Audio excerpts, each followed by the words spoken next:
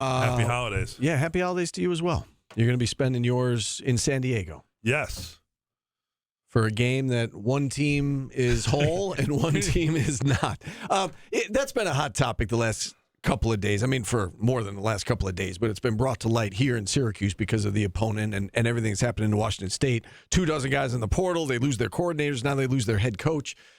What can be done, Matt, to make sure that this doesn't happen every bowl season where, you've got some teams that are a shell of themselves and then others that are, trying to build upon this for next year?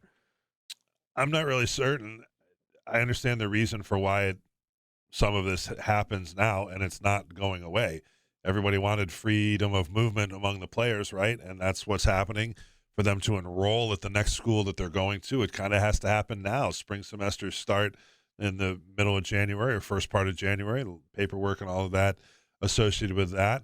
I think it stinks in a lot of different ways. The bowls have become watered down and devalued, unfortunately, to everybody involved. This one for me profiles as a flip of last year's Boca Raton Bowl. USF thought of itself at the time as an ascendant program, new young coach, really eager to get to that game and win it against a power conference opponent, which had never been in the Boca Raton Bowl before. And Syracuse was making a coaching change, was seeing people transfer out, was looking to the future with a new coach and a new invigorated investment. And now this year, Syracuse is mostly intact with a coach everybody's excited about, looking forward to year two. And Washington State's the one falling apart in nebulous circumstances. So that's what kind of shadows over the game. Big picture-wise, I think the only way that I know of right now, and it's going to take smarter people than me to figure this out, but to mitigate just the overwhelming amount of transfers is you have to have some more consequence, more commitment connected to it, that you're there for 2 semesters, you're there for a full calendar year, however you want to define that, more consequences with it. Just started to do some homework on Maryland. They got a guy's in his 5th school. I mean, what are we doing? What are we doing? Yeah. Right. Now again, people say, well, why not? You can go from here to there. Okay. Just normal citizens can do that. I guess they can, but it does bend out of whack the competitive nature of what we're talking about. So it's not ideal. These are unintended consequences for giving some people freedom. You mentioned that the bowls have become watered down. I think we all in this room collectively agree that a 10th win would be very important to this program. Does it diminish that achievement at all in your mind if it comes against a team that's wounded the way that Washington State is? No, you still got to go do it. History will show that you won your 10th game. You could just easily go and stub your toe and lose it. That would be a bad look for everybody involved. It does take the fun out of it. I know you guys had somebody had Nick Carparelli on earlier this week, and I've known Nick for a long time and respect his point of view and the job he has. It's a tough job right now to say, hey, we're upholding the concept of bowl season and what that's meant to be. And you think back to what we identify here as some of the glory days of the 80s and 90s, and going to pretty cool bowls and winning them on a regular basis was a point of pride in this program. It can be again. It's just that not everybody approaches bowls the same way, and they become less about the competition and more about just maybe an extra exhibition game. Yeah, I know you were tied up with the Adrian Autry show last night. I had a chance to be at the dart party as a member of the media with News Channel 9, and Fran Brown did break a little bit of news mentioning that Trevor Pena was going to stay, going to be a team captain next year. I think most thought that he would come back, but good to hear that the coach says he's coming back. How important is it to have a guy like Trevor Pena? And it seems like for the most part, as you said, this team is intact. They haven't lost a ton of guys to the portal. What does that say about Fran Brown and the culture and all that good stuff moving forward? We know Trevor goes way back with Coach Brown, back to their days at Temple. Trevor originally committed to play at Temple when Coach Brown was an assistant there. And then he's gone on and had his history here. To me, whether it was Trevor Pena or any number of other guys, the important thing is the seeds are being planted and that connecting, right? This first year is great, tremendous momentum. Everybody feels great about the football program. But if you had to start over, if you washed it off, if you had a dozen or more transfers this year, you'd be feeling like, man, this is a setback, or you're losing all these guys to the pros, whatever it might be. It's not so significant that you aren't going to be able to keep that kind of momentum of program building. If you hear what Coach Brown talks about, he's not putting one team together. He's trying to build the program in the right way. And for that to carry over from one year to the next, and 3 to 4 to 5 to 6 years, you need to have the mainstays that can kind of show the next group and can be examples to them. And I think Trevor's a good one. Matt, I was not at the dart party last night. No, we covering, were at covering it for ESPN. Carrabba's party. Yeah, covering it from Syracuse. But Kyle McCord's come up a lot today in our chat, and there's this rumor floating around, and it may not even be a rumor, that the Syracuse has petitioned the NCAA to give him another year of eligibility. And what are the odds? I would assume they do that a lot. Then people don't know about it for a lot of players. But what are the odds of McCord being in Syracuse next year? Very small, I would say. I mean, I have no inside knowledge. Yeah. My guess is very small. What's the likelihood that they're going through the paperwork? High. Why? Because why wouldn't you? It doesn't, even if it were, what are we worried about? An application fee or something? Of course, you go through the effort to keep your options open. Does he get a positive ruling?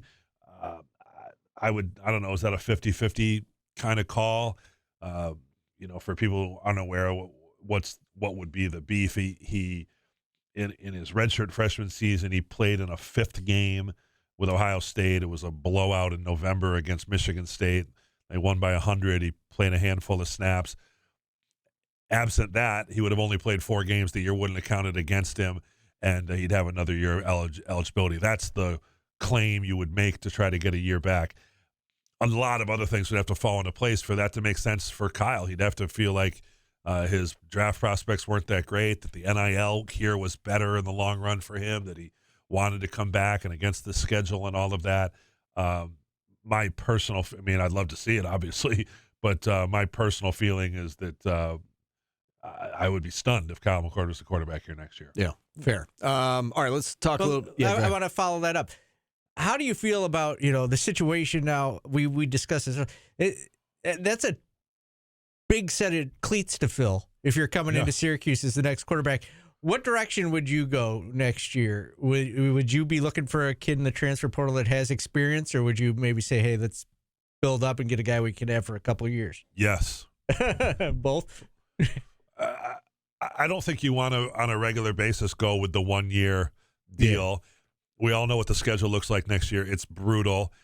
That might not be conducive to a 1-year type solution. I think in general, go out and find as many good players as you can find. And so that's what they're working on trying to do is find that right person. Is the starter against Tennessee on the roster right now? I don't think so, but it could be. And if that's the case, then they are playing, in my opinion, they are playing the long game. Yeah. If you don't get somebody here that, you're not going to, the idea that Kyle McCord, the way that worked out, 10 out of 10. Yeah.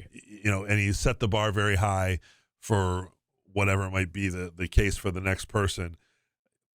We should start level setting right now that the expectation that the next guy is going to come in and be an all-conference caliber player like that and was easy, it's really difficult. Kyle put the bar very, very high, and I think next year's quarterback is up against it in a way. So, but that person's also going to benefit from the coaching and have a lot of positives going for them as well. I got one more quarterback question for you. I'm asking a lot of questions. You are. Yeah, this is unexpected. NIL-wise, first time. Yeah. You think Syracuse is capable of, this is a weird thing to say, but paying 2 quarterbacks at the same time, in today's day and age? No. Yeah. All right. That's what I was. Okay. Again, the reality of this financially is not only do you need to raise as much money as possible, you need to be as efficient with it as possible. It's just like the pros.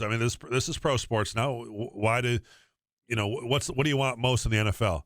Right. A young quarterback on a rookie contract so you can pay you can buy a good rest of the roster. College football, can you afford to pay 2 quarterbacks? Probably not, because if you can't then afford a place like this, you can't really afford a whole lot else.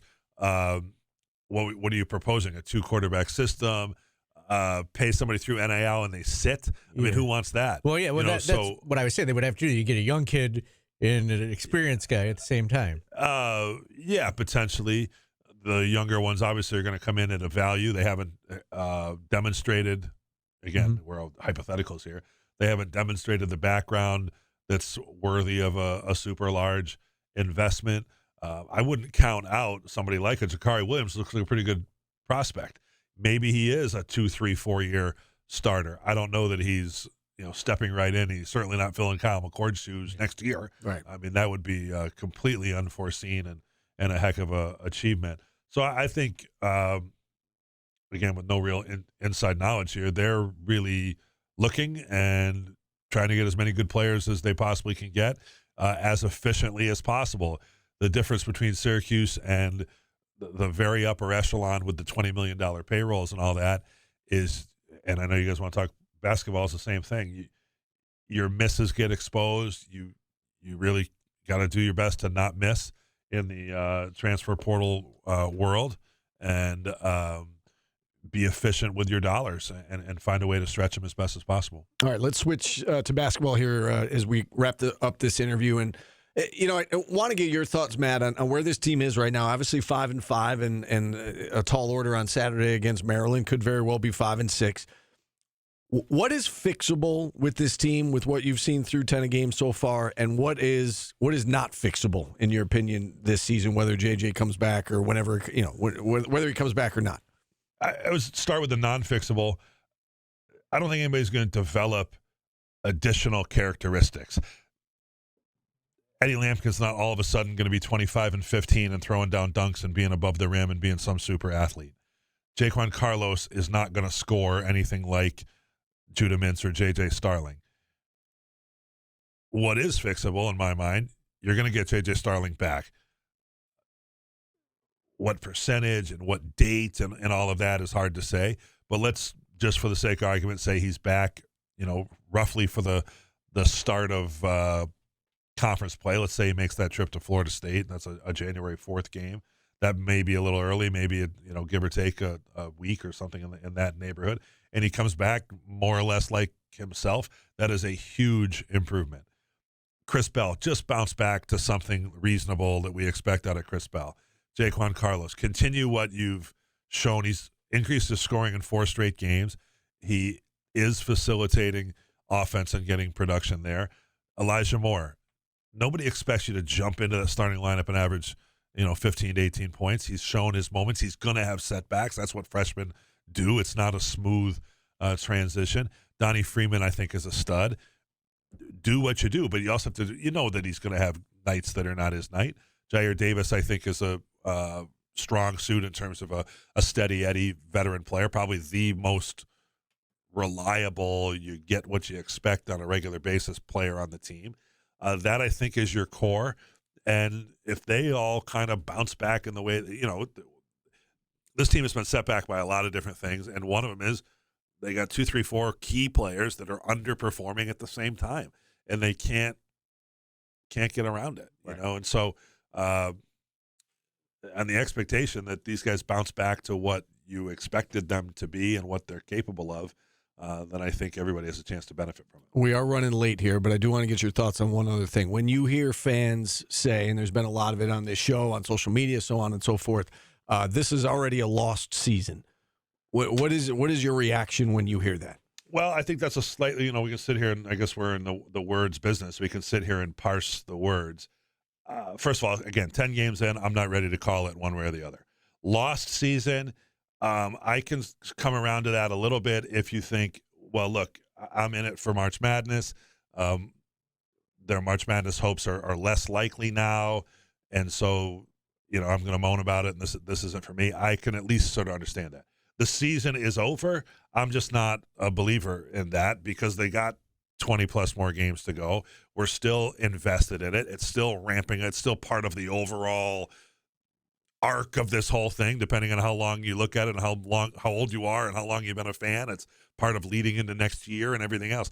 There's still season to watch and game in and game out. And most of the trolls who, on social media say the season's over are still going to be there every game, day and night, from here on out. God bless them for being there. So I think the season is over as a defeatist mindset.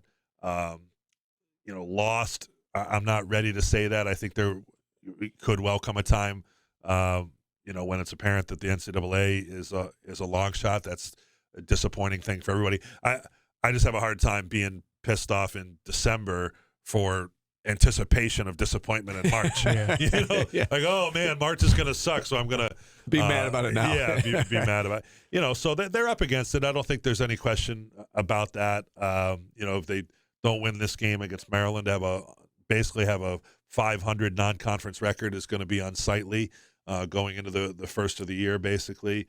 So they've got a lot of work to do, but it's still, Paulie and I use the same phrase. It's still Central New York's longest running drama, and we're in it day in and day out. All right, and you guys are on the road tomorrow, heading to Brooklyn. We have our bowl preview coming up. Kyle McCord at 2 o'clock, Q Sports Talk. Matt, I'll let you vote for Jordan here on the Artist of the Day for tomorrow. Alan Parsons Project, John Lennon, My Chemical Romance, Peter, Paul, and Mary, or the Black Crowes. Jeez. Alan Parsons, John Lennon, My Chemical Romance, Peter, Paul, and Mary, Black Crowes. John Lennon. I was going to go John Lennon as well. There you go. John Lennon's our Artist of the Day. Bowl preview. Kyle McCord coming up next. You can ask him if he's coming back or not. What about that Magic Dragon, though? Can we do it? All right, we'll see everybody tomorrow. Take care.